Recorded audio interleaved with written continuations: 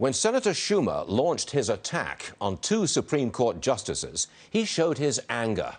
Normally, he stays very much on script. He speaks from notes. But there was no teleprompter at the pro-abortion rally. He just let his anger rip. Watch this. Republican legislatures are waging a war on women, all women. And they're taking away fundamental rights. I want to tell you, Gorsuch, I want to tell you, Kavanaugh, you have released the whirlwind, and you will pay the price. You won't know what hit you if you go forward with these awful decisions. We thought you ought to see that.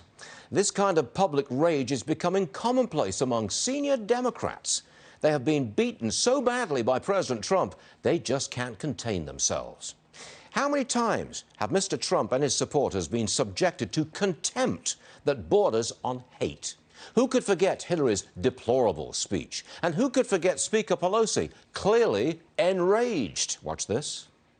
First of all, the whole State of the Union was beneath the dignity of the White House, an insult to the Congress of the United States and the American people. This is an abuse of power that the president is again trying to manipulate federal law enforcement to serve his political interest.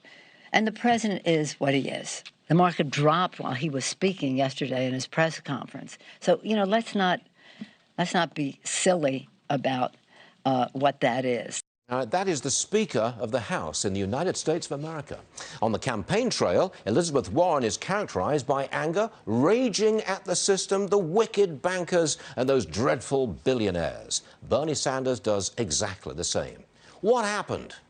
How is it possible that the Senate minority leader could stand on the steps of the Supreme Court and threaten Gorsuch and Kavanaugh, as he called them? You won't know what hit you, he said. Surely, this is another example of Trump derangement syndrome gone wild. The Democrats are the new hate mongers.